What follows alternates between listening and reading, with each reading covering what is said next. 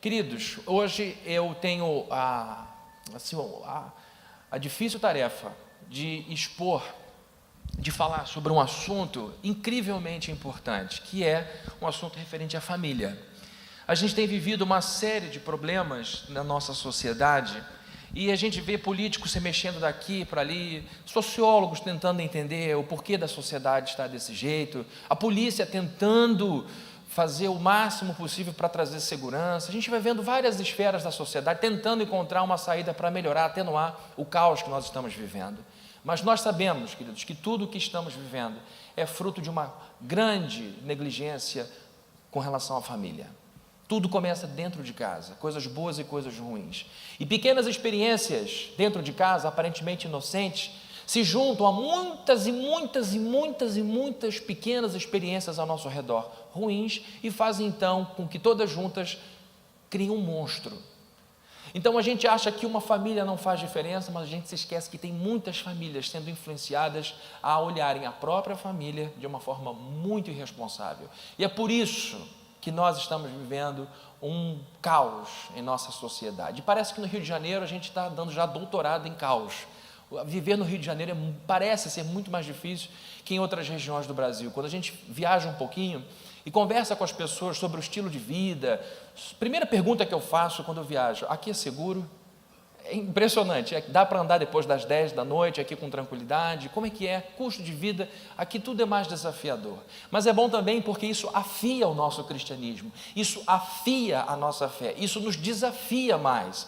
Viver num contexto mais difícil é ruim por um lado, porque nos leva sempre a uma pressão muito grande, mas é positivo por outro lado, porque nos ensina a buscar mais na Bíblia, a buscar mais na palavra de Deus e na vida com Deus as melhores respostas para isso. Ou seja, se por um lado é ruim viver debaixo de muita pressão, por outro lado é bom também, porque desenvolve em nós uma capacidade de convivência num meio muito desafiador. Então, a Igreja de Cristo, queridos, não é a primeira vez que ela enfrenta grandes desafios. Já enfrentamos guerras e muitas outras coisas. E a igreja vem vencendo por todos os séculos e vai continuar vitoriosa até o nosso Salvador voltar e nos buscar e nos levar para sempre para a sua glória.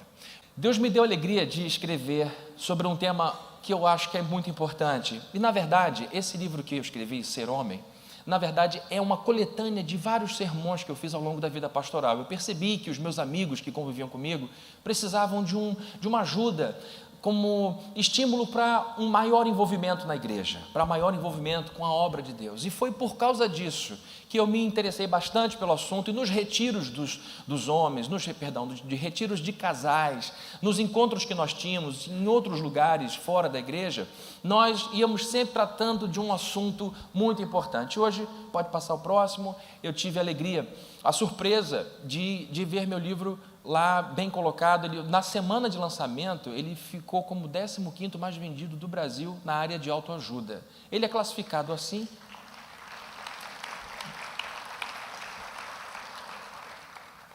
Deus seja louvado por isso. Deus seja louvado, porque foi uma surpresa para todo mundo. Para mim é maior. Por quê? Porque eu digo isso? Porque ele está presente em muitas livrarias seculares, e isso dá a oportunidade de uma pessoa que não tem relação com Deus pegar o livro, levar para casa, se interessar pelo que diz a Bíblia, procurar uma igreja, aceitar Jesus como Salvador e a história dele mudar. Então o livro, graças a Deus, foi uma surpresa muito boa e um assunto que nos ajuda muito a entender a nossa situação. Pode passar, por favor? Bom, os homens hoje vivem uma imensa crise de identidade. Os homens hoje passam por um momento de indefinição. A gente vive uma realidade em que nós não sabemos mais quem somos e nem como devemos agir. É lógico, queridos, que é um exagero, porque a gente no fundo sabe que é um homem. O problema é que a gente está inseguro com relação à fórmula que a gente sempre acreditou ser a fórmula verdadeira para a masculinidade. E quando eu falo de masculinidade, eu estou falando de virilidade. E uma pessoa do gênero masculino, ela não nasce viril, ela é virilizada ao longo da vida. A educação que prepara um homem para a vida, que prepara um homem para os desafios, para estar à frente da sua família, para cuidar com muita responsabilidade das coisas que chegam às suas mãos. Nós estamos hoje com medo, com temor de agir do jeito que nós, no fundo, de maneira inerente, de maneira intrínseca, sabemos ser a verdadeira. Então nós não sabemos mais quem somos e nem como nós devemos ser. E o homem de hoje está assustado com a nova mulher. Vejam só, não é só o homem que está um pouco desorientado, a mulher também está desorientada. A mulher também está procurando a sua identidade. E o que acontece nos dias de hoje é que, a partir de um movimento que vocês conhecem, que é o movimento do feminismo, a mulher passou por uma profunda revolução. Por causa desse movimento, nós vimos uma coisa muito positiva acontecer. A mulher foi guindada a uma posição de muita honra. Até esse movimento, que surgiu inclusive para protestar contra a maneira ruim como as mulheres eram tratadas, deu às mulheres uma posição mais digna, de expoência. Mas elas hoje, nesse caminho novo, porque a gente falar de 50 anos de movimento numa história global da humanidade é muito pequeno, é um tempo muito curto. Mas elas também estão passando por um momento difícil. Por quê? Porque a revolução feminina, o feminismo, gerou na mulher uma série de possibilidades que abriram para elas um novo horizonte. E elas então estão se colocando nesse lugar, ainda numa posição de teste. Bom, a gente sabe que mulheres governam grandes empresas, países e dirigem a economia. E o homem nunca tinha experimentado um mundo assim. E aqui deixa eu te dizer uma coisa muito importante, por favor, pode passar para o próximo. Há um sociólogo chamado Anthony Giddens. Eu vou falar de Bíblia, tá bom? Mas até chegar lá, eu preciso dessa introdução. Esse sociólogo inglês escreve de uma maneira simples da gente entender. E ele fala que nós passamos por um momento difícil da sociedade, que ele chama de destradicionalização da sociedade. Ele diz que o nosso tempo é confuso, porque ele atravessa uma fase em que as tradições estão sendo demolidas. Ele diz, por exemplo, que tradição é sinônimo de hábito. A gente tem o hábito de fazer dessa forma. A gente tem o hábito de fazer sempre assim. E evidentemente que essa previsibilidade gera segurança. Se eu sei que uma coisa é sempre feita de uma forma e que essa forma não vai mudar, eu me sinto mais seguro. Então a tradição com T maiúsculo, aquela que importa, é sinônimo de segurança, de previsibilidade. Essa é a nossa tradição. E a igreja de Cristo é cheia de tradições, a sua família tem suas tradições, as empresas têm tradições, as igrejas têm tradições, e algumas são muito boas e protegem todas essas instituições. Só que hoje é moda, só que hoje é incentivado a destruição de todo tipo de tradição. E as pessoas não se preocupam em questionar se tal tradição deve ser destruída ou não. Se você quiser ver uma pessoa ganhar expoência rapidamente, é simplesmente dar a ela coragem ou espaço para ela destruir qualquer tipo de tradição, que é rotulado como tabu. A tradição é vandalizada e com isso a sociedade fica insegura, porque pela velocidade das mudanças, nós vamos sempre nos preocupando com o dia de amanhã. Quem tem filho pequeno sabe do que eu estou dizendo, sabe o que eu estou dizendo.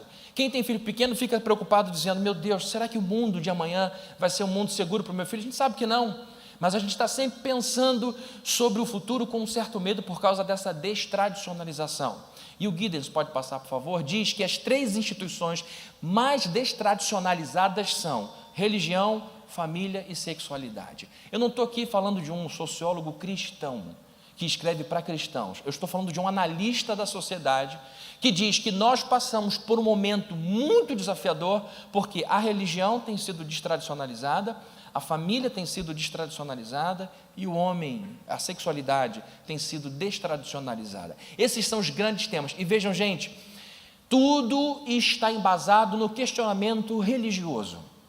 A religião está na base, a destradicionalização da religião está na base de uma série de outros movimentos que trazem para nós uma sociedade de muita insegurança. Vocês já viram hoje, já percebem que hoje, que apesar da gente ter mais recurso do que tinham os nossos bisavós, a sociedade de hoje tem mais dinheiro, muito mais dinheiro que a sociedade de 100 anos atrás. A sociedade de hoje tem muito mais conforto material do que tinha a sociedade de 100 anos atrás. A sociedade de hoje tem muito mais liberdade que a sociedade de 100 anos atrás. A minha pergunta é, nós estamos vivendo melhor do que as sociedades passadas?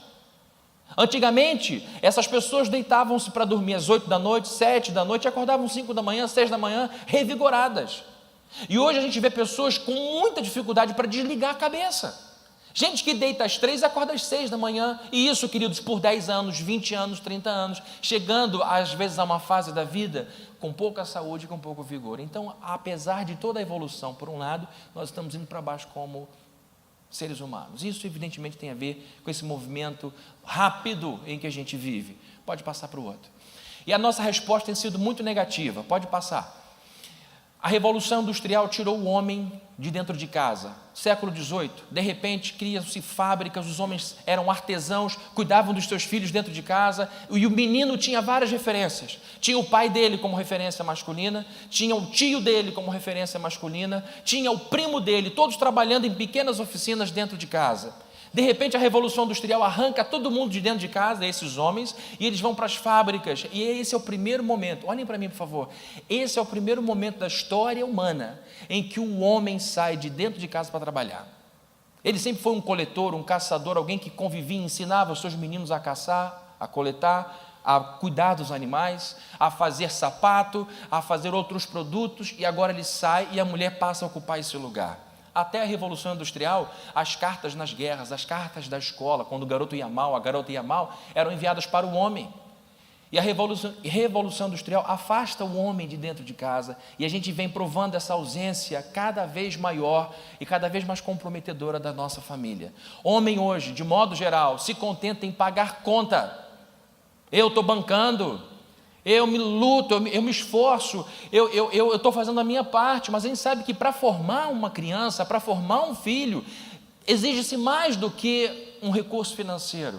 Mas a gente se acostumou, e a gente vê a mulher sobrecarregada. Pode passar, por favor? O homem afastado da educação dos filhos, indiferente às demandas das esposas. Às vezes algumas mulheres me procuram e dizem: pastor, o meu marido é um autista emocional. Ele finge não me ouvir, ele não quer me dar atenção. E a gente vai percebendo que o homem vai ficando cada vez mais distante da família. A gente vai agindo de forma imatura, usando muita droga, nunca se fumou tanta maconha, nunca se usou tanta cocaína, nunca se vendeu tanta droga como nos dias de hoje. E a gente vive hoje em meio a homens muito mais violentos. Olhem esses números. Comparados às mulheres, olhem como somos campeões. Nós vivemos 5 vezes menos que a mulher. Nós morremos 2 vezes mais de ataques cardíacos. Nós sofremos 2 vezes mais de doenças do fígado. Nós cometemos 5 vezes mais suicídios. Existe um acordo na imprensa em que não se divulga suicídio, para não incentivar. Você pode ver que normalmente não se fala de suicídio, a coisa acontece e a coisa não vai para a mídia. Porque o índice é muito alto. Principalmente entre jovens, entre 16 e 24 anos, acontece muito, e mais com os homens. De cada 10 presos, 9 são homens. Vejam que números tristes. E os homens hoje carecem de boas referências. Aí vem a Bíblia, e louvado seja Deus pela Bíblia. Louvado seja Deus por esse livro. Louvado seja Deus por toda a sabedoria que a gente tira desse livro, por todo o poder que esse livro tem sobre a nossa vida. Quando eu vou a uma loja de móveis e compro um sofá, por exemplo, normalmente a vendedora diz assim: olha, para entrega eu queria um ponto de referência. Como eu moro perto do Campo de São Bento, eu sempre dou o Campo de São Bento como referência. Hoje com o GPS isso está menos necessário, mas é sempre necessário dar um ponto de referência para a pessoa não ficar perdida. E, queridos, é exatamente isso que está acontecendo com os homens hoje. Nós estamos sem referências, nós temos poucas referências, nós temos poucas pessoas que nos ajudem a andar nessa vida sem que a gente se perca muito. Sabe o que é pior, gente? Olhem para mim. Uma coisa é você se perder no trânsito, dar uma volta, é perder 1 hora. Outra coisa é o homem se perder por 1 década, se perder por 20 anos.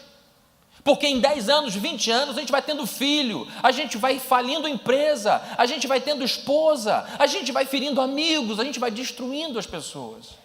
Se perder na vida como homem é muito destruidor. Queridos, homens juntos constroem prédios, homens juntos constroem cidades, mas homens juntos também destroem muitas coisas boas. A fúria masculina é destruidora. A testosterona descontrolada é uma bomba atômica. Por isso, nós precisamos de boas referências. E hoje, queridos, nessas próximas 7 horas, eu gostaria de falar sobre um dos homens mais maravilhosos da Bíblia, sobre um dos homens mais espetaculares da Bíblia. Nós temos várias histórias de pessoas na Bíblia, e por isso eu gosto tanto da Bíblia, porque eu gosto de biografia. E a Bíblia é cheia de biografias boas a respeito de bons exemplos e biografias ruins a respeito de maus exemplos. E a gente aprende também com o anti-exemplo. A gente aprende também com reis péssimos, a gente aprende com Judas, a gente aprende com Alexandre o Latueiro, com pessoas que passaram pela história bíblica, que deixaram um péssimo legado. A gente aprende com exemplo e com anti-exemplo. Mas hoje eu quero usar uma pessoa exemplar, que é José, um dos filhos de Jacó, o patriarca querido que nós tanto amamos. A biografia dele começa no livro de Gênesis, no capítulo 37. Olhem para mim, queridos. A Bíblia é um livro, comparado com... Se a gente for falar em termos de tempo de escrita, a Bíblia é um livro bem pequeno. Ela contém séculos de história. Para você conseguir um capítulozinho, tem que ser muito bom. Para conseguir um verso, e fulano fez o que era mal aos olhos do Senhor, beleza, já foi citado na Bíblia. A biografia desse homem vai deste capítulo até o final, 50. Para vocês verem a importância que ele tem na Escritura, e não só para o povo hebreu, para todo o povo de Deus, na verdade para toda a sociedade, porque a Bíblia foi escrita para todo homem e para toda mulher, só que lá fora as pessoas não reconhecem isso, mas para nós é um livro de sabedoria. Então eu quero ver com vocês a história desse homem, que começa da seguinte forma. Esta é a história de Jacó. Tendo José 17 anos, apacentava os rebanhos com seus irmãos. Sendo ainda jovem, acompanhava os filhos de Bila e os filhos de Zilpa, mulheres de seu pai, e trazia más notícias deles a seu pai. Ora, Israel amava mais a José que a todos os seus filhos, porque era filho de sua velhice. Vendo, pois, seus irmãos que o pai o amava mais que a todos os outros filhos, odiaram-no e já não lhe podiam falar pacificamente. Queridos, é evidentemente que eu escolhi alguns pequenos versos para que a gente olhe de modo panorâmico a vida desse grande homem de Deus. Então, eu hoje vou passear um pouquinho, bem brevemente, a respeito desse homem, que tem um arco de vida muito grande dentro do livro de Gênesis. A vida de José nos ajuda a ver quanto custa ser um homem. Tudo na vida tem um custo. E eu quero responder uma pergunta para vocês hoje. Quanto custa ser homem? O tema que eu recebi hoje foi como ser um homem de família, um homem de Deus dentro de sua família. E evidentemente é disso que a gente precisa também para que a nossa sociedade viva, que homens de Deus sejam de fato presentes em suas famílias. Primeiramente, nós veremos que ser homem custa muito fisicamente. Para se fazer um grande homem de Deus, para se ter um grande homem de Deus dentro de uma família, é necessário que ele esteja disposto a pagar um alto preço fisicamente falando. Eu começo dizendo que José era um homem trabalhador. Gente, a história dele começa assim, olha, ele tinha 17 anos e apacentava as ovelhas de seu pai. A história desse grande homem de Deus começa com um relato a respeito de seu trabalho. E a Bíblia valoriza muito o trabalhador. É só você olhar como a Bíblia faz aquele antagonismo entre o trabalhador e o preguiçoso. A gente vê a preguiça como uma falta de virtude e o trabalho, o empenho pelo trabalho como algo virtuoso. Em todo trabalho aproveito, meras palavras, porém, levam à penúria. Provérbios. Não há nada melhor para o homem do que comer, beber e fazer que a sua alma goze o bem do seu trabalho. Então a gente percebe que a Bíblia valoriza muito o trabalhador. E José era um homem trabalhador. Trabalhou para Jacó, seu pai, a história dele começa falando sobre isso. Ele também trabalhou para Potifar, quando ele foi vendido, mais uma vez, lá no Egito, foi vendido primeiramente por seus irmãos, e depois foi vendido para um egípcio, uma espécie de policial, alguém que envolvia com o exército, e ele lá acolhe o José, e José se destaca pelo trabalho. Ele trabalhou também no cárcere, a vida de José foi piorando cada vez mais, e agora preso, ele continuou trabalhando ali. E ele também trabalhou para Faraó, como segundo homem, mais importante, o grande executivo do Egito, uma nação espetacular, poderosa. E ele trabalhava com empenho, mesmo contra uma dura realidade. Gente, vejam só, aqui está um rapaz que, sem culpa nenhuma, foi colocado de maneira equivocada numa posição que não deveria ocupar. José, a Bíblia diz, não escondia sua preferência por seu filho. Jacó não escondia sua preferência por José. E isso gerou um ciúme muito grande entre os irmãos. Mas no sistema patriarcal, questionar a autoridade de pai era muito difícil. E ele, não escondendo esse amor, ia promovendo ele a uma função cada vez mais destacada. Ele não era o primogênito, não era o mais velho, e cuidava de todos. Isso era uma outra afronta.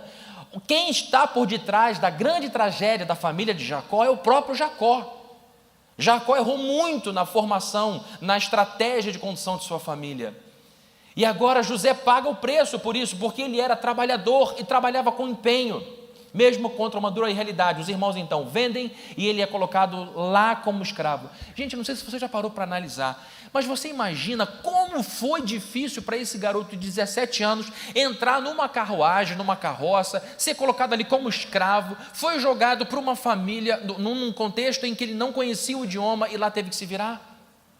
Um garoto, filho de um fazendeiro, que tinha uma vida muito boa, uma vida muito confortável, deve ter gritado muito: pai, socorro, que loucura é essa, o que vocês estão fazendo comigo? Foi levado embora, sumiu, sua voz foi ficando cada vez mais fraquinha, até que ninguém ouviu mais os clamores de José. Chegando lá, ele é vendido, e ao invés de se entregar ao desânimo, ao invés de se entregar à revolta, ao invés de se entregar a qualquer outra atitude que o imobilizasse, ele continuou trabalhando, e trabalhou tanto, queridos, que ganhou destaque na casa de Potifar. Lá dentro da casa de Potifar viveu uma situação, que eu vou estar contando mais ou menos por 2 horas da tarde, eu devo estar chegando lá, e ele foi foi jogado no cárcere, e graças a Deus, porque foi um livramento. Por muito menos uma pessoa morreria no Egito. Ele foi acusado de assédio sexual, por assim dizer, e Potifar, talvez movido por uma gratidão a José, ao invés de matá-lo, o coloca numa prisão de primeira classe, a prisão do rei. E mesmo lá, queridos, olha o gráfico da vida dele: vendido pelos irmãos para Potifar e jogado agora, na minha Bíblia tem até o barulho, em português, no hebraico é outro barulho. E chega no fundo do poço, e ao invés de se entregar ao desânimo, à depressão, à revolta e ressentimento, ele continua trabalhando. E ganhou a chave da porta. O garoto era tão confiável que deram a chave para ele. E lá ele ia fazendo tudo. Trabalhou com empenho, mas ele não trabalhou só com empenho. Ele trabalhava com amor. Porque num determinado momento, ele percebeu que 2 colegas estavam tristes. E ele então deixa o balde d'água num canto, deixa a vassoura no outro canto, pega o pano que estava no ombro esquerdo dele, joga na cadeira e diz assim: conta para mim, por que você está triste? E o sujeito com aquela cara de mal dormido, eu tive um sonho horroroso que eu não consigo entender. Já teve sonho assim que você acorda afetado? A gente é mexido por sonho. Pode me contar. E ele contou: olha, o seu sonho é bom, daqui a 3 dias você vai voltar à sua posição, fica tranquilo. Mas eu te peço uma coisa: assim que você chegar lá, seja o meu advogado de defesa, diga que eu não fiz nada para estar aqui, me dá uma ajuda. E o rapaz falou: pode ficar tranquilo, daqui a 3 dias eu vou ser seu advogado. Demorou um tempão, esqueceu que ele existia. Aí vem um outro sujeito que também teve um sonho: José, por favor, eu também sonhei. Conta o sonho para a pessoa, e José diz: olha, teu sonho é um pouco diferente, daqui a 3 dias você vai morrer, vai perder a cabeça, vai se preparando aqui, liga para sua mãe, para o seu pai, desfaz a sua vida. E foi assim que aconteceu. Então vejam só, um sujeito que tinha tudo para viver para si, que tinha tudo para cruzar os braços, que tinha tudo para sabotar o patrimônio dos outros, estava numa terra que ele não amava, longe da sua família, vivendo uma baita de uma injustiça, trabalhando com empenho e com amor. Gente, um homem de Deus, às vezes é colocado em situações profissionais muito desconfortáveis. Você é crente, temente a Deus, dizimista, generoso, ajuda as pessoas e percebe que não está sendo valorizado, que não está sendo honrado, que não está vivendo como gostaria de viver. À luz do que José nos explica, nos mostra, é que Deus aprecia esse empenho, esse vigor pelo trabalho, não por causa daquilo que as pessoas veem ou não veem em você, mas porque você sabe que a luz dos olhos do próprio Deus deve ser uma pessoa que, como o próprio Deus, continua trabalhando em favor de pessoas como nós. Deus tem tudo para do alto dizer o seguinte: não ajudo mais essa gente do Rio de Janeiro, é muito difícil, o pessoal do Rio é muito complicado. Não, Ele continua nos dando a sua graça, Ele continua nos abençoando, continua nos ajudando, mesmo que nós não trabalhemos para a sua glória. Então, um homem de Deus é aquele que desde cedo sabe que veio a esse mundo para trabalhar. Jesus falou: meu pai trabalha até agora. Eu não estou falando de gente viciada em trabalho, porque vício drena. Não estou falando de workaholic, eu estou falando de trabalhador. É muito importante, queridos, as mulheres admiram homens assim. As mulheres admiram homens empenhados. Mulheres, e nós queremos mulheres que nos admirem. Já viu como é que o homem continua bobo até a velhice? Eu estava vendo meu filho, a gente viajou essa semana, um testemunho. A gente estava num lugar que tinha piscina e um telhado perto. Eu falei com os amigos, ele daqui a pouco vai pular dali. Eu já conheço o João Felipe, falei, daqui a pouco ele vai pular. E não deu outra. Tinham duas amigas sentadas, aplaudindo para ele pular. Falei, gente, a gente nunca muda. O homem gosta de plateia, é uma coisa impressionante. E se forem mulheres, melhor ainda. E a gente quer continuar com a admiração da nossa esposa.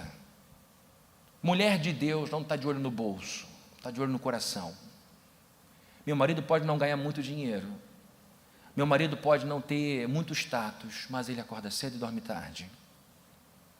Ele luta. E é isso que você quer, a admiração da sua mulher, o respeito por você. E José nos diz isso através da sua vida. Segundo, ser homem custa muito emocionalmente.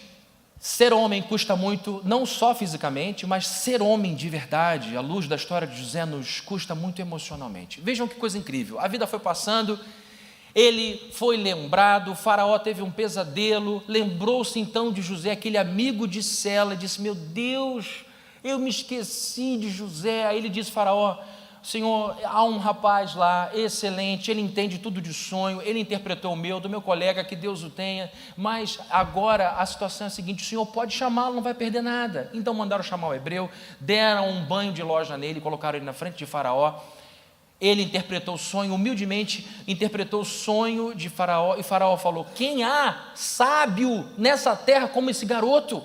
Ele é que vai cuidar de tudo. E ele então é guindado a uma posição inesperada. Gente, nós estamos falando de uma nação que existe até hoje, é uma das civilizações mais antigas da história humana. Deixaram para nós alguns legados, as pirâmides estão lá até hoje, as múmias, algumas a gente vê com tanta conservação que é possível imaginar o rosto da pessoa. Nós temos aqui o império dos Ptolomeus, que deixaram para nós aqui a história de Cleópatra, uma das últimas dessa dinastia. Então nós estamos falando de uma nação muito poderosa que usou um estrangeiro para governar tudo. E aí o tempo foi passando, como o faraó não podia dar uma de suas filhas, porque a linhagem era puríssima, ele pega o que tinha de mais precioso no segundo degrau, que eram os sacerdotes. Religião sempre foi muito importante para o egípcio. E ele então deu a filha de um sacerdote, porque não podia dar uma filha sua. E ele então casa-se com uma mulher egípcia e tem 2 meninos, Manassés e Efraim. Olhem só que coisa linda. José ao primogênito chamou de Manassés, pois disse, Deus me fez esquecer de todos os meus trabalhos e de toda a casa de meu pai. O tempo foi passando e ele então teve um menino. A mulher chega, amor, ele diz, na minha Bíblia tem tudo isso. O que foi, querida? Cheguei do médico agora, olha o exame, eu estou grávida. Alegria, um rapaz que foi chutado de casa brutalmente por seus irmãos. A vida continuou, ele trabalhou debaixo de dureza como escravo, como carcereiro, e agora ele está casado, feliz com uma mulher nobre, ocupando a segunda posição mais importante daquela civilização, e agora vem uma notícia espetacular, eu vou ser pai.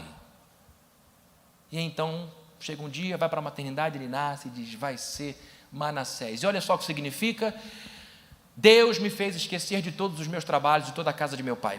A palavra trabalho ali significa trabalho danoso, que machuca, que fere. Ele teve muitas memórias tristes. Não deve ter sido fácil para ele dormir nos primeiros anos. As cenas, a violência, a raiva, o que ele já vivia dentro de casa. Ele chegava e espalhava o bolinho. Vem José, o filho preferido. Vem José, o filho preferido. Ganhou uma túnica diferente. E ele então ficou mais ainda odiado. E ele então foi lembrando todo aquele ambiente ruim em que ele não era bem quisto dentro de casa, não era bem quisto no Egito, não era bem quisto em lugar nenhum. E isso evidentemente poderia levá-lo a muito ressentimento. Você sabe o que é o ressentimento? É sentir de novo. É você sentir outra vez. Mas ressentimento não é sentir de novo uma coisa boa, é sentir de novo uma coisa ruim. Ninguém pode dizer de manhã, olha, hoje eu estou feliz com esse céu azul porque o meu peito está cheio de ressentimento. Quem consegue falar isso? Ressentimento é a repetição de um sentimento muito ruim. Muito ruim. Mas ele diz, Deus me fez esquecer. de todos os meus trabalhos duros e de toda a casa de meu pai. Ele não sofreu amnésia, ele lembrava, inclusive, que teve uma casa com pai, com família e dos trabalhos. Mas Deus fez com que tudo isso se transformasse em riqueza. Deus reciclou todo esse lixo. Ele desemocionalizou essa coisa toda e fez com que virasse a página de sua vida. Ao segundo ele chamou Efraim, pois disse: Deus me fez próspero na terra da minha aflição. A palavra para próspero é frutífero. Então vejam só, Deus fez José enriquecer, Deus o fez prosperar. José regia essa nação, como já falei, que nos deixou alguns legados. E ao segundo filho chamou Efraim e Manassés. Vejam só, queridos, onde eu quero chegar com isso? Estou dizendo que custa muito ser homem, fisicamente e emocionalmente. Fisicamente, já falei tudo, e emocionalmente. As emoções desse homem foram tratadas. Efraim significa que ele progrediu. Isso aqui é uma coisa muito importante. Homem de Deus entende uma coisa, essa sequência é muito importante. Deus primeiro o amadureceu emocionalmente e depois Deus o fez prosperar. É muito complicado quando o dinheiro chega antes da maturidade. Quantos e quantos casos de pessoas que nós vemos na televisão, às vezes dentro da família, que enriquecem, que prosperam sem estrutura emocional. Aqui estamos vendo um homem sarado emocionalmente, prosperando, crescendo dessa forma.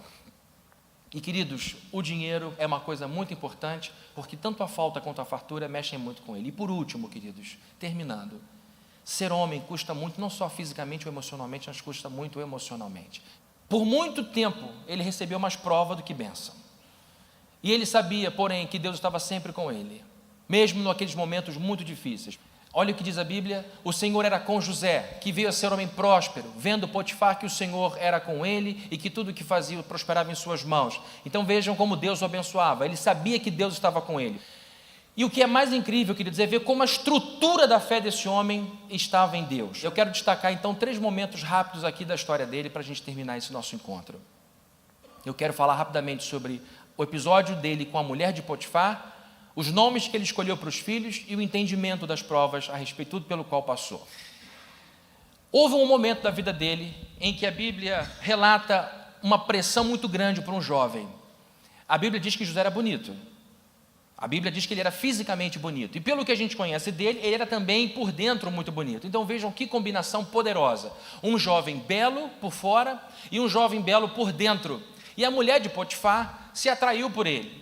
E ela assediou muitas e muitas e muitas vezes, até que numa certa situação, ela encurrala ele num canto e diz o seguinte: vamos agora para a nossa intimidade.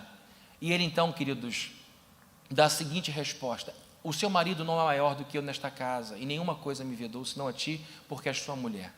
Como, pois, cometeria eu tamanha maldade e pecaria contra Deus? Queridos, vejam só, aqui está um rapaz que tinha tudo para fazer o que bem quisesse, longe do pai, longe da ética do pai, longe do seu povo, totalmente maltratado pela vida, e que mesmo assim diz o seguinte: olha, o seu marido não me trata como escravo, ele me incluiu dentro de casa, e eu sou grato por isso, e aqui dentro, eu é que cuido da comida dele, eu tenho todas as senhas do banco, eu tenho a senha do Bradesco, eu tenho a senha do HSBC, eu tenho a senha do Itaú, eu cuido das contas dele. Isso é uma honra, porque eu sou escravo. Então eu não tenho coragem de retribuir a ele dessa forma. E outra coisa, como eu poderia fazer tamanha coisa contra Deus? Vejam só, a ética dele não estava embasada na situação, mas na sua fé em Deus. Isso é espetacular. Segundo momento, os nomes que ele escolheu: Manassés, Deus me fez esquecer. Efraim, Deus me fez próspero. Gente, a vida de José foi muito difícil. E muita gente que a gente conhece, por muito menos abandona a igreja. Eu não consegui trocar de apartamento, ou meu filho não está na igreja, ou alguma coisa mais superficial, e a pessoa então se rebela logo contra Deus. Aqui está um rapaz que cresceu na vida debaixo de pressão, e ele sabia que Deus era com ele sabia que Deus estava no controle. E quando teve filhos, ele fez questão de dar aos filhos um nome ou nomes que lembrariam sempre do que Deus fez de bom por ele numa terra em que sofreu muito. Quando Manassés corria de um lado para outro, fosse para chamar atenção, fosse para elogiar, ele ia dizer: Deus me fez esquecer de tudo que foi duro para mim. Deus lavou minha alma, eu consigo olhar para a história sem sentir meu coração bater forte. Eu consigo olhar para as pessoas que me feriram sem sentir ódio. Deus fez isso. Ele não falou, eu fiz em Deus, Deus fez em mim. E ele pôs isso no filho. Meu filho vai carregar o nome de Deus. Eu quero que Deus continue para frente. Sabe por quê, gente? Filho faz a gente olhar para frente. Filho faz a gente olhar para fora. Até um certo ponto, só o casal olha só para si. Muita disputa, quem manda? Se eu ceder, ela controla, eu vou ficar aqui. Não. Chega a hora que o filho entra na história e todo mundo olha para ele. E filho, então, faz a gente ser menos egoísta, mais altruísta e faz a gente olhar para frente. Cuidar do futuro deles. O outro filho, Efraim, Deus me fez próspero, você também vai trazer Deus na sua história. E por isso eu disse que a família de José, não só a ética dele estava embasada na sua fé, mas a sua família também está embasada na sua fé. E por fim, queridos, o entendimento das provas. Gente, a história de José é um espetáculo. Já estou terminando a introdução. A história de José é um espetáculo. Chega uma hora em que José, já com outra roupa, com outra cara, anos se passaram, ele está num dos depósitos, até que ele vê chegar seus irmãos. Ele os reconhece, mas os irmãos não o reconhecem. E ele vê todo mundo envelhecido, empobrecido, todo mundo desidratado pela dureza, pelo clima. E eles começam a falar em hebraico, queridos, o coração dele bateu forte porque foi um susto. E ele começa a arrumar uma série de estratégias para manter os irmãos por perto, para tentar ter de novo o pai, o irmão que tinha perdido, Benjamim. E depois, queridos, de um tempo, ele ouviu o pessoal falar, ele falava em egípcio, traduzia então para eles, para que ele não se fizesse conhecer, até que teve um momento em que ele não aguentou mais e disse, saiam todos, chorando copiosamente. E ele diz o seguinte, com fundo musical e tudo, eu sou José, que vocês venderam para o Egito, em hebraico. Só que não era mais a voz de um menino de 17 anos que gritava socorro, era a voz do segundo homem mais poderoso, homem feito, e que disse, eu sou José. Evidentemente que o pânico tomou conta dos irmãos, que ficavam dizendo o tempo inteiro, nós estamos passando por isso, por aquilo, porque a gente vira nosso irmão, e ele ouvia isso. E ia chorar num canto, porque ele lembrava da história. Era um fantasma na vida deles. Homens, olhem para mim. Pecado só serve para trazer fantasma para a nossa vida. Venderam José, mas continuaram amedrontados. Todo tropeção que davam na vida achavam que era José, ou Deus punindo eles por José. É isso que o pecado faz conosco. Só dá fantasma para a gente. E agora José, de maneira espetacular, olha para aqueles que fizeram mal para eles e faz o que Jesus Cristo fez e diz, agora pois não vos entristeçais, nem vos irriteis contra vós mesmos por me haver desvendido para aqui. Por quê? Porque para a conservação da vida, quem me enviou? Deus me enviou adiante de vós. Deus me fez próspero, Efraim. Deus me fez esquecer Manassés e Deus me fez vir para cá. Ele olhou para todo o sofrimento, olhou para as chicotadas que tomou, lembrou dos gritos, da arrogância das pessoas e disse, Deus estava na minha história. Deus conduziu cada vírgula da minha biografia. Deus escreveu a minha vida. Meus amados irmãos, a gente só consegue olhar para certos pontos da nossa vida com força, com coragem, se a gente entender que é Deus que está no controle. Porque eu sei que eu estou falando para alguns homens que tiveram pais muito difíceis, que tiveram irmãos muito difíceis, que tiveram momentos muito duros na vida e que às vezes é muito difícil falar sobre certas coisas. E aqui nós estamos diante de um homem que viveu uma vida muito difícil. O homem não mostra seu valor pela forma como desfruta a conquista, mas sim pela maneira como enfrenta desafio. E a melhor maneira da gente enfrentar desafio é entendendo que Deus está no controle daquilo. Porque para a conservação da vida, homem, olhem para mim, todos os homens aqui. Para isso que Deus te colocou nessa família. Para dar vida à sua esposa, para dar vida aos seus filhos, para dar vida aos seus empregados, aos seus empregadores, à sua igreja, aos seus pastores, aos seus líderes. Nós, como homens de Deus, devemos entender que a maior obra que Deus tem entre nós é nos dar vida em Jesus Cristo. A história de José, vejam só, a ética, não vou fazer isso com você porque teu marido foi muito bom para mim, isso é pecado diante de Deus. A família, vocês vão se chamar dessa forma, porque eu quero que Deus esteja na minha família. E agora a história, Deus me trouxe para cá. A mulher de Potifar, os filhos dele, e o entendimento que teve de tudo o que aconteceu com ele, tinha Deus no meio. A fé de José então, homens queridos, olhem para mim por favor. A fé de José conduziu a sua ética. É assim que a gente tem que se portar aí fora. Tem ninguém olhando, Jacó estava longe, nem sabia se estava vivo, não tinha ninguém da religião dele ali, e ali na casa de Potifar, num cômodo, sozinhos os dois, ele disse, eu não quero saber disso, por quê? Porque isso é pecado contra Deus, é isso. Sua família, meus filhos vão levar Deus também em sua história e biografia, tudo que aconteceu comigo, aconteceu com a permissão de Deus. Ser homem é algo que custa muito caro, não é mole, gente, não é mole. Eu tenho 42 anos, não é mole. Olhem para mim como alguém com muito defeito. Eu olho para trás e penso nos meus erros, eu digo, meu Deus do céu, como é difícil ser homem, e homem de Deus ainda mais. Ser homem custa muito fisicamente, emocionalmente, fica fácil de guardar, e, por último, espiritualmente. Nossas esposas esperam que sejamos homens de Deus. Vocês não esperam que seus maridos sejam homens de Deus? Só você? É o que a mulher mais quer, que meu marido fique cheio do Espírito de Deus. Que ele não é perfeição, sabe que não vai ser, mas ele se esforça. Nossos filhos esperam isso. É muito ruim quando o filho é pai e o pai se torna filho, fica tudo disfuncional. Nossos pais esperam que sejamos homens, jovens aqui. Vai chegar uma hora que você vai dizer, papai, obrigado por tudo, deixa que essa conta eu pago. Mãe, muito obrigado, não se preocupa, deixa que eu tiro preocupação. Eu vou ficar dentro de casa só até os 52 anos. Não. Daqui a pouco eu estou saindo, vou começar a minha história, a minha família. Não faz reforma no meu quarto, me ajuda, pai, por favor, não muda as coisas. Deixa eu sair daqui, construir meu ninho, minha casa. Seja homem para isso. Nossa nação precisa que nós sejamos homens. Homens de verdade, onde quer que vocês estejam, homens. E o nosso Deus espera que nós sejamos homens e Ele vai nos ajudar nessa missão. Amém?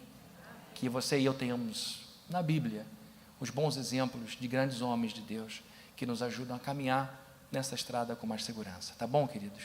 Muito bom estar aqui com vocês. É uma bênção, um privilégio. Obrigado, Theo. Obrigado, Josué.